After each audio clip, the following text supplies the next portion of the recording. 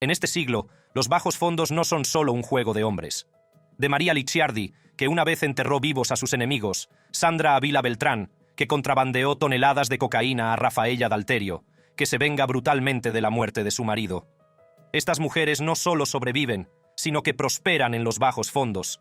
Quédate aquí mientras descubrimos las escalofriantes historias de estas jefas de la mafia que siguen en activo en 2024. María Licciardi. Encantadora, muy tranquila y despiadada. María Licciardi, una madrina italiana, nació y creció en Secondigliano, un suburbio de Nápoles y bastión del clan Licciardi. Toda su familia estaba implicada en la camorra. Su padre era un conocido jefe local y su hermano Genaro, apodado El Mono, se convirtió en el líder del clan y en una figura clave de la alianza de Secondigliano. Genaro murió en prisión en 1994. El marido de María, Antonio Teguemié, también estuvo implicado en la camorra. María Licciardi ascendió al poder como cabeza del clan Licciardi tras la detención de sus dos hermanos y su marido. María introdujo cambios significativos, como la ruptura del código de la camorra que prohibía lucrarse con la prostitución. El 7 de agosto de 2021, María Licciardi fue detenida en el aeropuerto romano de Ciampino cuando intentaba viajar a España. Fue acusada de extorsión como jefa del clan Licciardi Camorra. Este aumento de la actividad delictiva hizo aún más poderosa a la organización. María era conocida por su enfoque práctico, inteligente y despiadado. A diferencia de muchos líderes masculinos, evitaba los focos y nunca fue condenada por un delito. Un periodista describió a María como una mujer que gestionaba el clan como una multinacional, buscando siempre soluciones que atrajeran menos la atención de la policía y mantuvieran la unidad del grupo. Un juez señaló que, bajo el liderazgo de María, la organización se hizo más eficiente y menos emocional. En enero de 2001, María Licciardi puso una bomba en el despacho del juez Bobbio para detener su investigación sobre su clan. A pesar de la advertencia, Bobbio continuó su trabajo bajo protección policial, lo que condujo a la detención de más de 70 miembros del clan. Licciardi eludió su captura en múltiples ocasiones, ganándose el apodo de la Pimpinela Escarlata de Italia. Sin embargo, el 14 de junio de 2001 fue finalmente detenida cerca de Nápoles mientras viajaba en coche. No opuso resistencia y fue encarcelada. Su hermano Vincenzo se hizo cargo del clan hasta su detención en 2008. María Licciardi salió de prisión en 2009. El 7 de agosto de 2021 fue detenida en el aeropuerto romano de Ciampino cuando intentaba viajar a España. Fue acusada de dirigir chantajes como jefa del clan Licciardi Camorra. La próxima jefa de la mafia es una dama con estilo, elegante e inteligente. Sandra Ávila Beltrán. Sandra Ávila Beltrán, conocida como la Reina del Pacífico, es una figura notoria del narcotráfico mexicano. Nacida el 16 de octubre de 1960 en Baja California, México, procede de una familia muy implicada en el narcotráfico. Su padre estaba vinculado al cártel de Guadalajara y su tío era un importante capo de la droga. A pesar de haber estudiado inicialmente comunicación, Ávila Beltrán se vio arrastrada al narcotráfico tras ser secuestrada por un novio relacionado con el cártel. Sus conexiones con los principales líderes de los cárteles y la implicación de su familia en el negocio de la droga la llevaron rápidamente a la cima de la industria. Era conocida por su fastuoso estilo de vida, amasando una fortuna y viviendo rodeada de lujos. Sin embargo, su ascenso estuvo marcado por violentos conflictos y traiciones, lo que la llevó a múltiples intentos de asesinato y a una vida de huida. Su detención se produjo tras el secuestro de su hijo, que condujo a una investigación que descubrió su implicación en el tráfico de drogas. Fue detenida en septiembre de 2007 y encarcelada inicialmente en Ciudad de México. A pesar de vivir rodeada de lujos, en comparación con otros reclusos, se enfrentó a graves problemas legales. En 2012 fue extraditada a Estados Unidos acusada de narcotráfico, pero logró llegar a un acuerdo con las autoridades, lo que condujo a la desestimación de los cargos de narcotráfico que pesaban contra ella. Fue deportada a México en 2013, donde cumplió una condena adicional por blanqueo de dinero. Salió de prisión en 2015, actualmente reside en Guadalajara, México. Ahora os vamos a hablar de otra líder mafiosa famosa por sus ojos azules con cerebro agudo. Herminia Giuliano. Herminia Giuliano, a menudo conocida como Celeste, debido a sus llamativos ojos azul claro, fue una figura destacada en el mundo del crimen organizado italiano, concretamente dentro del clan Giuliano de la Camorra de Nápoles. Su influencia en el submundo criminal durante la década de 1990 y principios de la de 2000 fue significativa, ya que desempeñó un papel clave en las operaciones y el liderazgo de una de las organizaciones criminales más poderosas e influyentes de la región. Nacida en el seno de la célebre familia Giuliano, que tenía profundas raíces en la Camorra, sobre todo en el distrito de Forsela de Nápoles, Herminia estuvo expuesta al funcionamiento de los bajos fondos desde una edad temprana. El clan Giuliano era famoso por su implicación en diversas actividades delictivas, como el tráfico de drogas, la extorsión y el chantaje. Al crecer en ese ambiente, era casi inevitable que Herminia se involucrara en las actividades delictivas de la familia. A medida que crecía, la participación de Herminia en las actividades del clan se intensificó, sobre todo después de las detenciones y encarcelamientos de varios miembros masculinos del clan Giuliano. Con muchos de los líderes masculinos encarcelados, Herminia asumió un papel de liderazgo, gestionando y coordinando eficazmente las operaciones del clan. Sus responsabilidades eran amplias e incluían la supervisión de las operaciones de tráfico de drogas, la gestión de las transacciones financieras y el mantenimiento de alianzas con otros clanes de la Camorra. Sus dotes organizativas, su inteligencia y su capacidad para hacerse respetar dentro de la organización la convirtieron en una figura crucial para el éxito continuado del clan. Bajo el liderazgo de Herminia, el clan Giuliano siguió prosperando y manteniendo su influencia en Nápoles.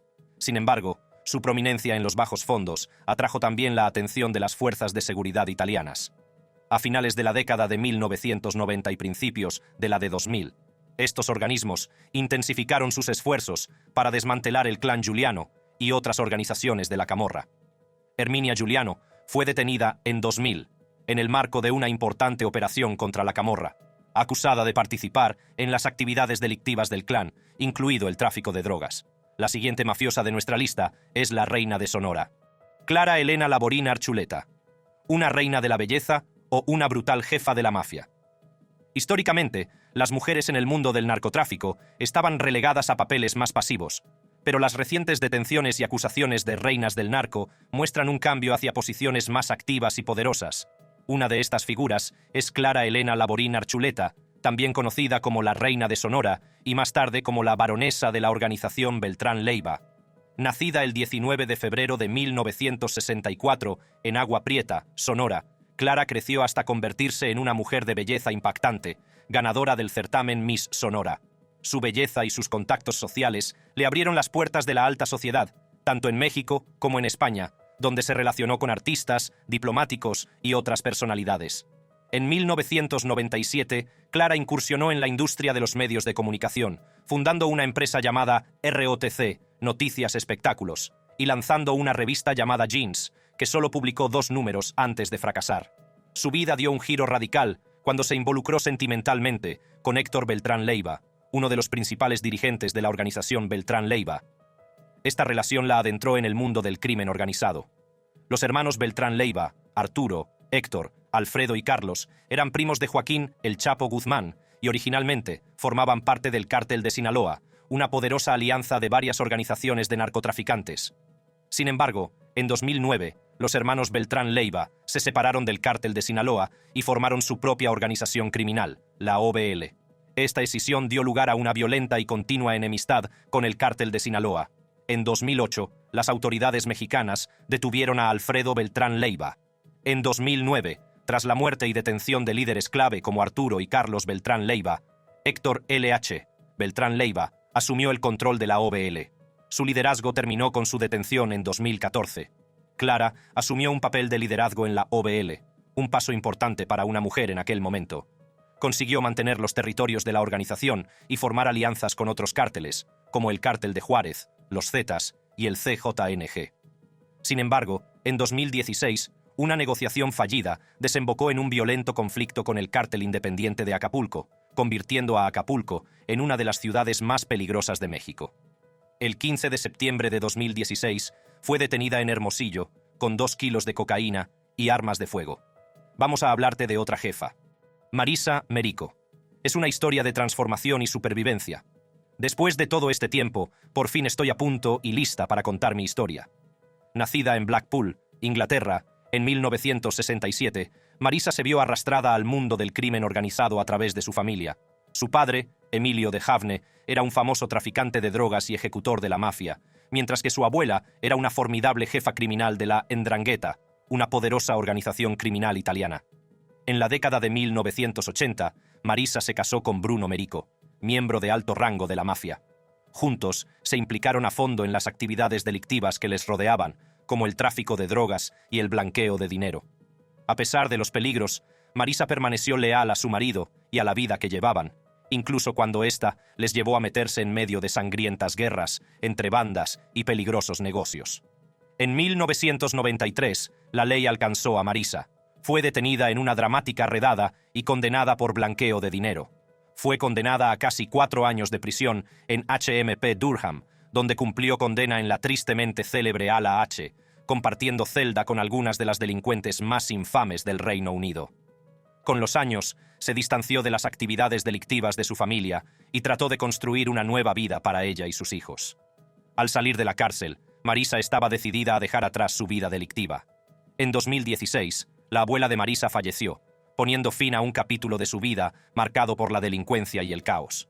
Marisa tomó la difícil decisión de visitarla en su lecho de muerte, reflexionando sobre las complejas emociones y vínculos que la habían unido al legado delictivo de su familia.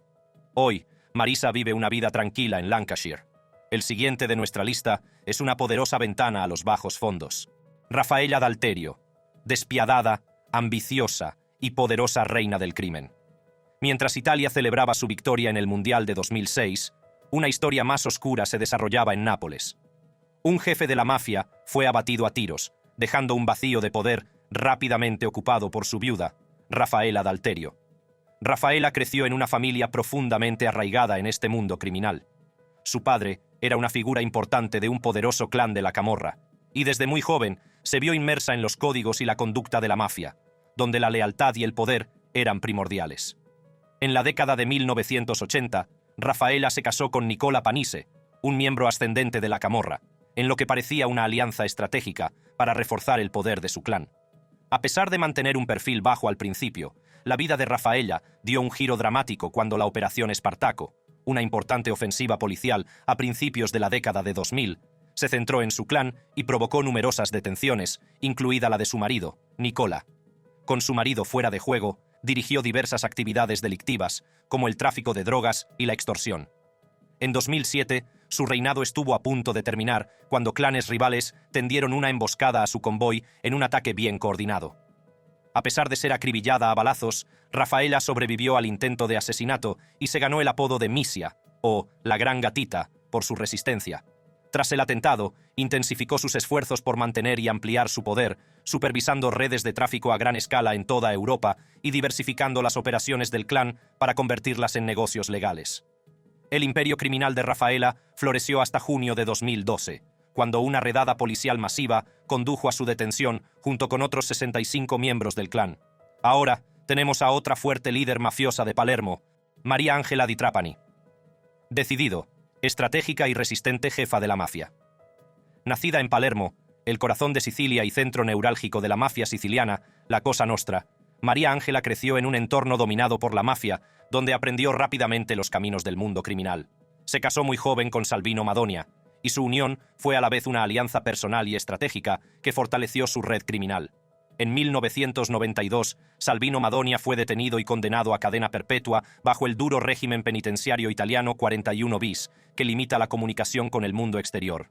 Ante el reto de liderar el clan en ausencia de su marido, Maria Angela decidió dar un paso al frente. Asumió el control del clan Resutana, demostrando sus dotes de liderazgo y manteniendo las actividades delictivas de la familia a pesar de las importantes presiones. Su papel como jefa de la mafia se hizo más evidente en 2008, cuando fue detenida. Las investigaciones revelaron que dirigía eficazmente el clan mientras su marido estaba en prisión. Incluso después de su detención, Maria Angela se las arregló para mantener el control de las operaciones del clan desde detrás de las rejas, utilizando mensajes codificados e intermediarios de confianza para gestionar las actividades de la mafia. En 2017, una importante campaña de represión condujo a la detención de 25 personas relacionadas con el clan Resutana, entre ellas Maria Angela. A pesar de las múltiples detenciones, siguió siendo una fuerza formidable dentro de la mafia, gestionando conflictos internos y reforzando alianzas con otros clanes poderosos. Cristina Pinto, una madrina de Nápoles. Cristina Pinto, también conocida como Nikita, era una mujer profundamente implicada en la Camorra, el poderoso sindicato del crimen de Nápoles, Italia. Se convirtió en asesina a sueldo de la camorra, llevando una vida peligrosa y violenta. Su andadura en este mundo comenzó cuando era muy joven, y rápidamente se labró una reputación de ejecutora intrépida y despiadada. Pinto era conocida por dirigir expediciones punitivas, en las que se encargaba de castigar o matar a quienes se cruzaban con la camorra. Con solo 21 años, ya era una figura destacada de la organización, entrenada para ser tan dura como cualquier hombre. Una de sus misiones más destacadas se la encargó su jefe, Mario Perrella, que quería que matara a un traficante que había desertado y se había pasado a otro clan. Disparó al traficante, pero no consiguió matarlo, algo poco habitual en ella. Su vida en la camorra estuvo repleta de violencia y situaciones cercanas. En agosto de 1991, estuvo a punto de morir cuando unos rivales rociaron su coche con las balas de un fusil automático. Milagrosamente, sobrevivió escondiéndose bajo el asiento del coche y escapando después al tomar el control de un coche que pasaba. La vida de Cristina dio un giro cuando fue detenida y condenada a 23 años de prisión. Durante su estancia entre rejas, se perdió gran parte de la vida de su hija Elena. Ahora, fuera de la cárcel, dirige en secreto su mafia. Nuestro siguiente jefe de la mafia también es de Palermo. Giussi Vitale, influyente y astucia reina de Palermo. Giussi Vitale nació el 16 de agosto de 1967 en Palermo, Sicilia, en el seno de una familia profundamente arraigada en el mundo de la mafia. Su padre, Michele Vitale, era una figura prominente dentro de la mafia siciliana, lo que hizo que Giussi estuviera expuesta al submundo criminal desde una edad temprana. Al crecer en ese entorno, aprendió rápidamente los métodos de la delincuencia organizada, lo que sentó las bases para su futura participación en las empresas delictivas de la familia. En la década de 1990, Giussi Vitale se había establecido firmemente en las operaciones de la familia. Sus responsabilidades incluían la supervisión de diversas actividades ilegales, como el tráfico de drogas, la extorsión y otras formas de delincuencia organizada. Su papel fue crucial en la gestión de estas operaciones, y sus excepcionales habilidades estratégicas y capacidad de liderazgo desempeñaron un papel clave en la consolidación del poder de la familia. La habilidad de Giussi en el manejo de los asuntos criminales de la familia le permitió ascender y convertirse en una figura influyente en la jerarquía de la mafia. Una de las principales tácticas de Giussi para mantener el control era el uso de la violencia. Organizaba brutales represalias contra sus rivales y contra quienes amenazaban su autoridad dentro de la organización. Estos actos de violencia no solo eran un medio de imponer la disciplina, sino también de afirmar su dominio y disuadir de cualquier desafío a su liderazgo. Este enfoque despiadado garantizó que su posición dentro de la mafia siguiera siendo segura e indiscutible. En las décadas de 2000 y 2010, la influencia de Giussi Vitale siguió creciendo. Su papel en la gestión de las operaciones delictivas de la familia se hizo aún más importante, ya que se vio implicada en varios casos de gran repercusión. A pesar de la creciente competencia y los conflictos internos en el mundo del crimen, el liderazgo de Giussi le permitió mantener un férreo control sobre las actividades de la familia. Sin embargo, sus actividades delictivas no pasaron desapercibidas para las fuerzas del orden. Giussi se enfrentó a numerosas detenciones y batallas legales a lo largo de su carrera. A pesar de estos contratiempos, continuó con sus actividades como capo de la mafia. El impacto de Giussi Vitale en el mundo criminal y su papel en las operaciones de la mafia siguieron siendo significativos. Nuestro siguiente líder mafioso procede de Australia. Renee Lawrence, notoria y reina resistente de la carretera. Me llamo Runway Lawrence, soy el único miembro femenino de Bali 9. Renee Lawrence, nacida el 8 de noviembre de 1971 en Newcastle, Nueva Gales del Sur, Australia, se convirtió en una figura notoria del mundo criminal australiano. Al crecer en el seno de una familia de clase trabajadora, Lawrence se enfrentó a numerosos retos y problemas legales desde muy joven, lo que la llevó a involucrarse en actividades delictivas más adelante. La carrera delictiva de Lawrence dio un giro significativo en la década de 1990, cuando se involucró en el tráfico de drogas. Se dedicó intensamente al contrabando y la distribución de drogas ilegales, lo que le granjeó una gran reputación en el mundo del AMPA. Como miembro de los 9 de Bali, fue detenida el 17 de abril de 2005 en el aeropuerto internacional Ngurah Rai de Bali. La policía indonesia encontró casi 2,7 kilogramos de heroína atados a su cuerpo. Ese mismo día también fueron detenidos otros miembros del grupo, como Chen, Nguyen, Sukumaran y Norman. Chan, otro presunto cabecilla, fue detenido en el aeropuerto sin droga. Lawrence acusó a Chan de amenazarla de muerte si no cooperaba y más tarde afirmó que le había ofrecido dinero, pero se retractó de estas declaraciones. Hubo controversia sobre el papel de la Policía Federal Australiana, que al parecer había advertido a las autoridades indonesias sobre la trama de contrabando de drogas. Esto dio lugar a críticas de que la AFP no protegía adecuadamente a los ciudadanos australianos. En diciembre de 2005, al comenzar el juicio, Lawrence y otros miembros de los 9 de Bali se enfrentaron a desafíos legales. Lawrence admitió su papel en el contrabando de drogas, pero negó poseerlas o venderlas. Durante el juicio, en enero de 2006, pidió clemencia y atribuyó sus actos al miedo a Chan. El 13 de febrero de 2006, Lawrence fue condenada a cadena perpetua, junto con Rush. A pesar de sus alegaciones de coacción, los jueces indonesios no encontraron pruebas que respaldaran sus acusaciones. Durante su estancia en prisión, Lawrence intentó suicidarse 2 veces y se rompió un brazo por autolesiones. También mantuvo una complicada relación con su compañera de prisión, Chapelle Corby. En abril de 2006, el Tribunal Supremo indonesio redujo su condena a 20 años. Lawrence fue finalmente liberada y deportada a Australia el 21 de noviembre de 2018. A su regreso, continuó con sus actividades como líder mafiosa. La siguiente jefa de nuestra lista fue en su día miembro del cártel de Sinaloa. Dolly Cifuentes Villa, traficante notoria. O una heredera criminal. Dolly de Jesús Cifuentes Villa, nacida el 14 de junio de 1964 en Medellín, Colombia, es una conocida narcotraficante relacionada con el cártel de Sinaloa en México. Dolly es miembro del famoso clan Cifuentes Villa, que ha estado muy implicado en el tráfico de drogas. Su familia, conocida como la Organización de Narcotraficantes Cifuentes Villa, desempeñó un papel importante en el tráfico de drogas. Sus hermanos eran figuras clave en este imperio criminal. Francisco Cifuentes Villa fue piloto de Pablo Escobar y amasó bienes por valor de más de $200 millones antes de su muerte. Fernando Cifuentes Villa tenía conexiones con el cártel de Cali antes de fallecer.